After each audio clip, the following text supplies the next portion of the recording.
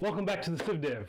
Today we'll be talking about benefits available to 1.4 million vets and the requirements needed to be eligible to receive those benefits. But before we get into that, we have a special announcement for you guys. As we try to grow this channel, we will be starting awesome giveaways to our subscribers to show appreciation for your loyalty to our channel. The first of which will be a $2,000 giveaway. This drawing will happen once our channel hits 50,000 subscribers. But there will be other giveaways like free Nexus letters, free t-shirts, hats, and other gifts. And to be in the running, all you have to do is simply be a subscriber at the time of the drawing. So if you haven't subscribed, you should hit the subscribe button because you will want to get in on this action. Okay, without further ado, let's dive in. Whiskey 9 Yankee 7 November Golf, over. Texas has the second most vets in the U.S. at 1.4 million as of 2023. Texas provides many benefits to its veteran population, so much so that I'm only going to be covering the highlighted ones that I think are the biggest that every vet that lives in Texas should be taking advantage of. Each benefit has its own requirements, so let's take a look at the first one on the docket. First up, Texas offers a significant tax benefits for disabled vets. One of the key benefits is the Texas Homestead Tax Exemption. Veterans with 100% disability rating from the VA or those deemed unemployable are eligible for complete exemption from property tax. Now that property has to be the primary residence, which is the only stipulation here, but that is a big cut on your mortgage payments depending on how much you are charged for property tax, which is really dictated by the county. The eligibility requirements are you must receive compensation from the VA for service-connected disability rating of 100% or deemed unemployable. Also, this goes to surviving spouses, but they must remain unmarried and continue to live in the homestead. But that's not all that Texas gives for property exemption. They also give it to individuals that don't have the 100% rating, but it is basically a direct correlation to the percentage that you do have. So even though you don't have 100%, you have 90, 80, 70, whatever, they will still give you a partial tax exemption for that, which is actually quite special, comparing it to all of the different states that have something similar. So 10% to 29%, you have $5,000 exemption. From 30 to 49, you have $7,500. From 50 to 69, you have $10,000, and from 70 to 99, you have $12,000. Now I know this doesn't seem like a whole lot, and it really isn't, but considering that most states, if you don't have 100%, you get nothing, it is better than getting nothing. Next up is the Texas Hazelwood Act.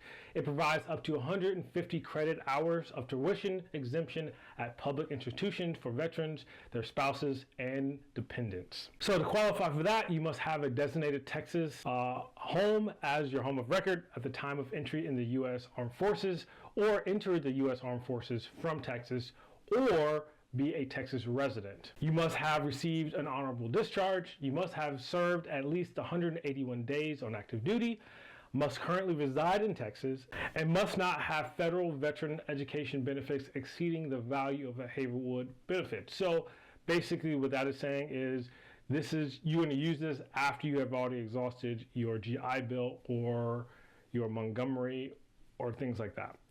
Also, you must have a GPA, there is a GPA requirement, and you have to show satisfactory academic process during the utilization of the Hazelwood Act. In order for your spouses or your children to take advantage of this, there are a couple other requirements. You must have been killed in action, mission in action, or have 100% disability or dying from a service-connected illness or injury. You must not be in default on a student loan made or guaranteed by Texas, that is talking about the spouse or the child, and must reside in Texas for tuition purposes. Next on the list, we have the employment benefits. Texas state agencies provide a hiring preference for veterans until the state reaches 20% of veteran employment rate.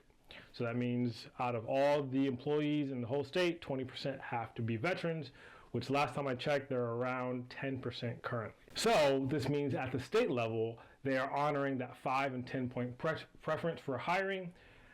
So if you want to know more about the 5 to 10 point preference, take a look at How I Got My Job video that details the qualifications for the 5 and 10 point preference and how to use that and how to then go ahead and apply for jobs using it. So in order to qualify for this, you must be honorably discharged from U.S. Armed Forces and have served at least 90 consecutive days during the declared national emergency, or were discharged with a service-connected disability, period. Unmarried survival spouses or orphans of veterans killed in active duty.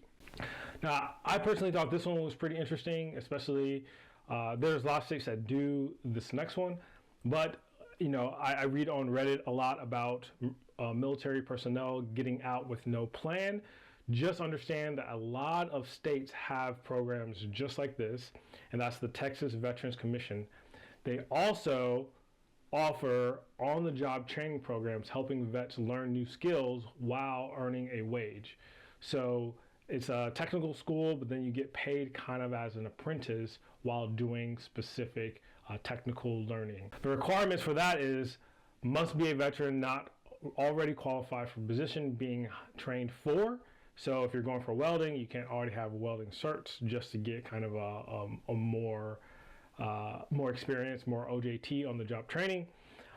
Training must be at least 6 months to 2 years. So you must have it through that span, and must meet specific supervisor and wage increase criteria during the training period. So we know most states have a free entry for vets to national parks or any type of outside recreation.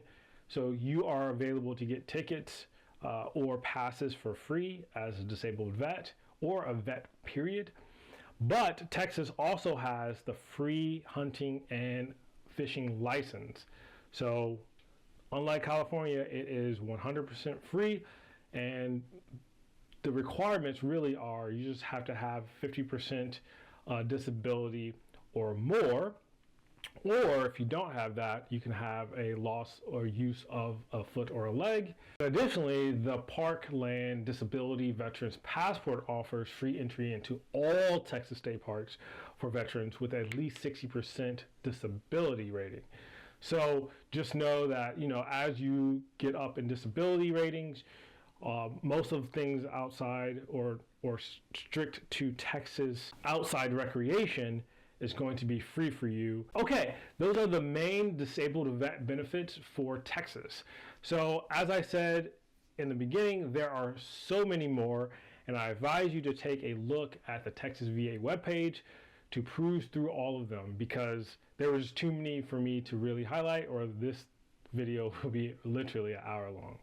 As I said, we will be hitting all of the states, so stay tuned if you want to know more about your specific state. You know the deal. This is Jay with TheCivDiv. Stay informed, stay resilient, and I will see you next time.